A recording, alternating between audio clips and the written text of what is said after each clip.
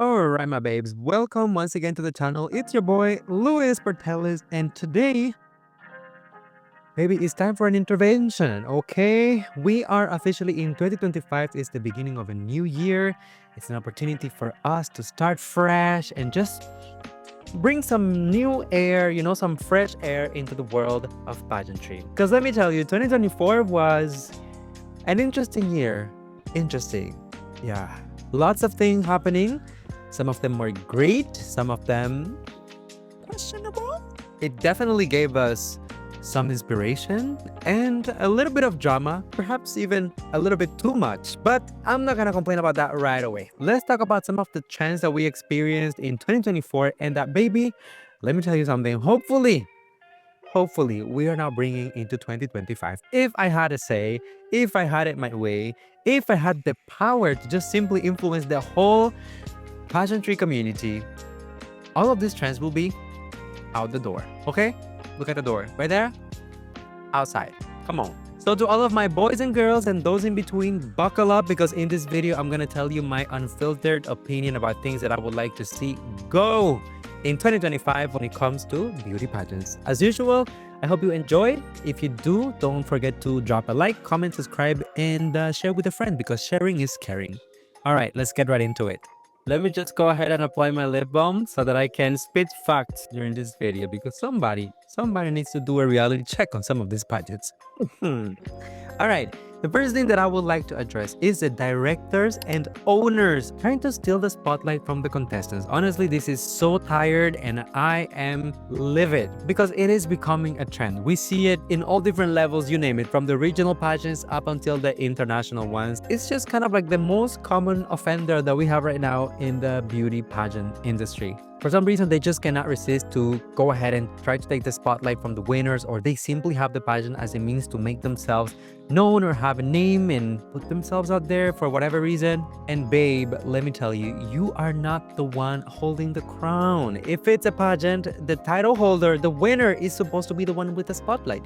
It's okay, from time to time you can join, take a photo or two, you can make a public appearance, you can even give a little bit of a speech, but you are not supposed to be the reigning queen or king every single year. The title holders themselves only have 12 months, very often even less. Why would you take away from their time and their spotlight? Your job is to support, not to overshadow, so please take several seats. All right, up next, let's talk about the entertainment versus the advocacy extremes.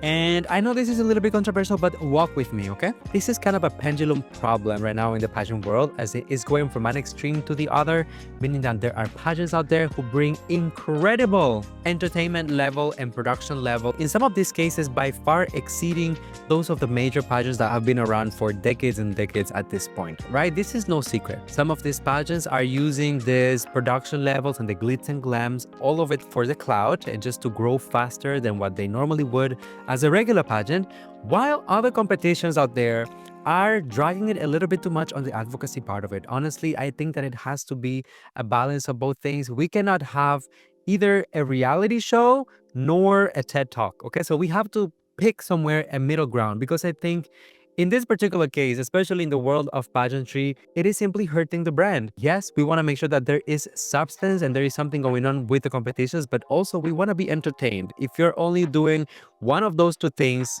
you are failing at your job. If the suit fits, then wear it. Okay.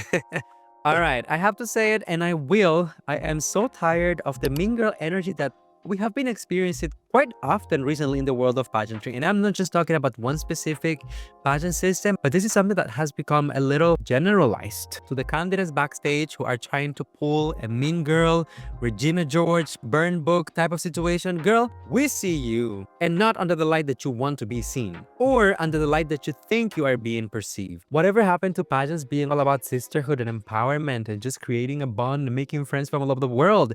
Nowadays, I understand there's a competition aspect to it and the girls really want to win. In some cases, they might have incredible prizes and very good perks, but that's not a reason to throw another woman under the bus or another man, because I mean, come on now, this is also not exclusive to female pageantry. I don't know about you, but personally, whenever I hear about a contestant with an attitude or a nasty personality being shady towards others, it immediately turns me off from the game, regardless if they're considered to be a front runner or not. I don't know. Maybe it's just me. You let me know how you feel about it down below in the comments. Now, the next topic is a little bit controversial because I do understand that pageants need to make money, but do I say it?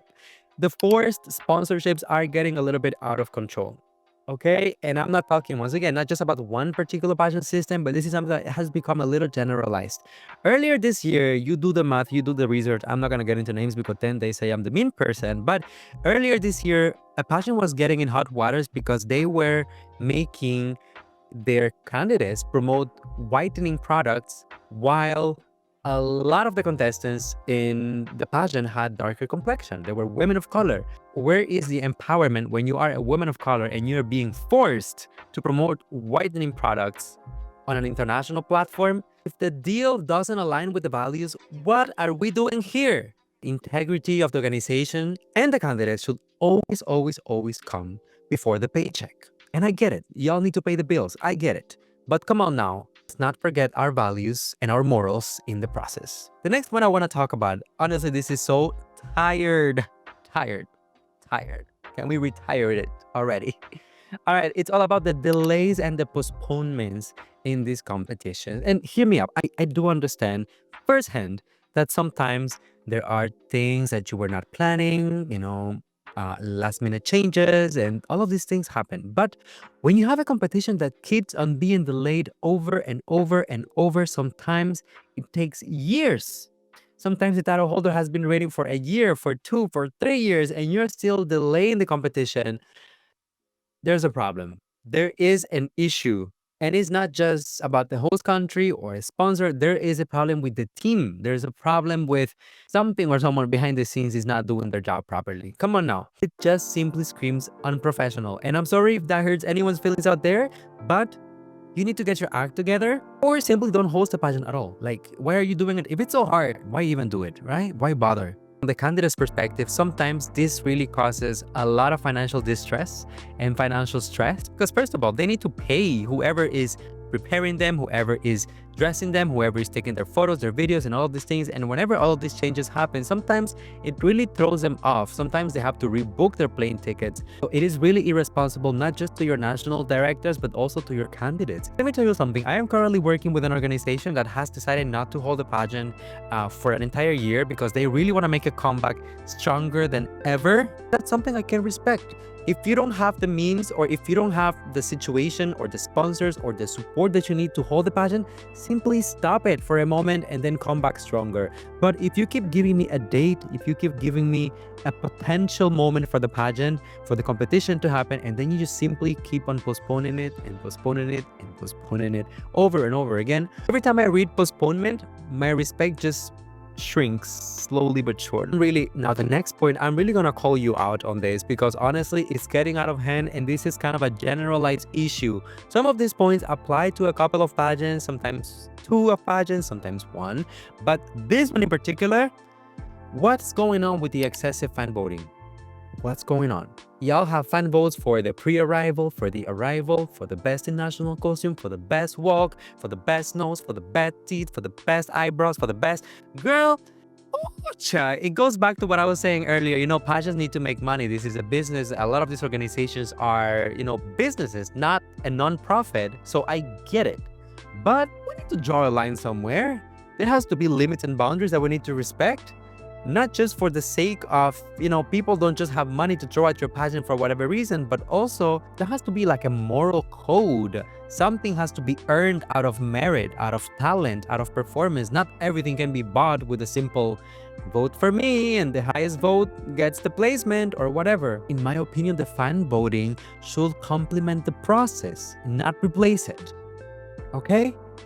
Let that sink in.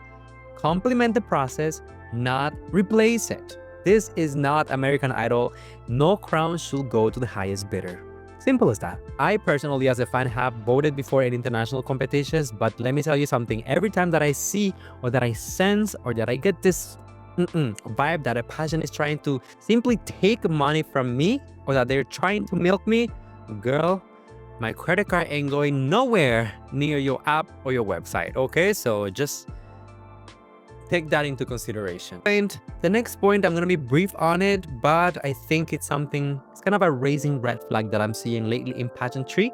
And that is the increase in giving priority to social media clout over actual talent. Rewarding people who simply have visibility and clout on social media for the sake of the pageant getting more views or more clicks or whatnot, rather than rewarding the candidates that have been putting in the work and have the talent and the performance skills that are required to excel in front of the competition. I mean, I feel like for the most part, a lot of these pageants forget that pageantry is a technical thing that can be evaluated and can be measured. There are techniques and there are things that you can do on stage to kind of like set yourself apart from everyone else. But for whatever reason, I am really getting this vibe that recently pageants are rewarding contestants for their followers count instead of the actual performance. It is cringy, and remember that clout fades, but the talent doesn't. And the next one kind of hits home because it's toxic fans and delusional Missosologists. Pageant fans, we love your passion, we love your commitment, we love how much you give yourself into this industry, but sometimes tearing others, it's simply not it. It has become kind of a trend. I mean, nowadays, that just different pageant fans from different countries will just clash with one another and will insult each other, and automatically they will bash each other's contestants simply because there's a rivalry or a certain tension between the fandoms. It honestly has made the entire experience on social media so unpleasing. To be honest, a lot of these pageants I don't even watch anymore because it's like, ugh. If you dare to cover that, you are gonna get yourself in hot water. I mean, as a content creator, but also as a pageant fan, I just want to enjoy. I just want to have a good time. I just want to be shocked, amazed, upset, whatever it is with the pageant, but let me live the experience of the pageantry. Let me go through the journey, through the experience. I don't need to know about no drama about who was this person, this person, that, whatever. Can we all just sit down for a moment and enjoy the show? Please and thank you. And on the same breath, I'm gonna call out some of the Missosologists out there who, damn, what is with the social media, everyone can just go on the internet and say anything and everything. And oh my God, look, I'm gonna be realistic. I started social media and I started covering pageantry not knowing much at all. Started doing simple reactions, and to be quite honest, for the longest time I wouldn't even dare to call myself a pageant analyst. I will just call myself a pageant enthusiast. You can go back and watch my videos. But nowadays I am noticing the rise of people going online saying nonsense, literally nonsense, and calling themselves pageant experts. Not pageant enthusiasts, not even pageant analysts for some of them, but pageant experts. Most of these people have never set foot on a stage. Most of these people have never interacted live with a candidate. Most of these people have never even attended a pageant in person. Even less work behind the scenes, but mind you, the expertise, and the radical opinions, and the harsh criticism that everyone should take into consideration. Girl, get a grip. Get a grip. I cannot take some of these people seriously, and it just makes me a little bit upset because, to be honest, there is so much research and preparation and passion that goes into this type of things, what we do, and there's just a lot of people chipping it right now. So yeah, can we do better? Can we do better when it comes to that? Points. All right, girl, I only have 2 more points. The first of them being the canned answers during Q&A and closed door interview. Girl, whatever happened to those days when girls will go on stage and just be spontaneous? Sometimes they will even be funny. What happened to I will eat everything twice, you know? I'm craving for one of those answers, you know? In the past year, I had the opportunity not only to judge some competitions, but also to be behind the scenes and like be one of the juries for closed door interviews and such. And let me tell you, I can honestly say I will score down whoever is coming to me with a rehearsed answer, whoever is not giving me an authentic answer, whoever is not present in the moment and listening to the layers of my question and just giving me a canned answer. Because what the hell, girl, just be you for once. There's only one of you, and trust me, everyone and their grandmother is Googling these answers that you're trying to pass, and what you don't know is that you're coming here with this answer and we already have 5 other contestants before you who gave us a very similar answer. Just because you are not willing to be authentic, you're not willing to look into your own life and experience to give us something that comes from you. Do you think ChatGPT is giving everyone different answers? Girl, I'ma look down and I'ma score down if I catch y'all giving me one of those kind of answers again. All right. Of course, I'm saying that with love. Lastly, but definitely not the least, I am fed up, tired of all of these self-proclaimed major pageants. Okay, major pageants are a thing in the pageant industry for a reason. They have a legacy, they have a history, they have a trajectory, they have a brand identity that sets them apart from everyone else, whether it is on their mission, on their vision, of their advocacy. There's something special about them. But nowadays, everybody in the pageant world wants to call themselves a major pageant just because they have a great production, or just because they have a great advocacy, or just because they have beautiful girls. Girl, you cannot just go out there saying whatever. That's just like me going out there and saying I am the biggest YouTuber in the history of YouTube, even though I don't have the numbers to pull it off, even though the data and the facts show otherwise. It's just cringe and it's tiresome, and it just makes me want to like turn off the TV and not watch your pageant again. Can we be more like self-aware and kind of like know our place? It's okay to aim to be one of the big four. It's okay to want to be up there amongst the greatest, but you also have to earn your spot.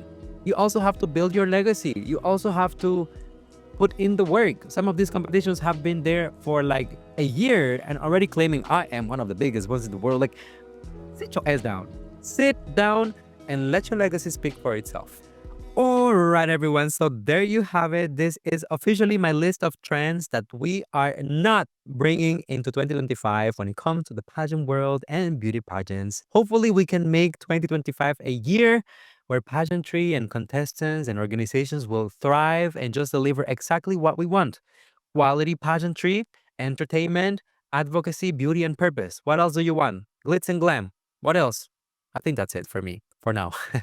If I missed any trends or any topics, let me know in the comment section down below. I'll be reading you as usual.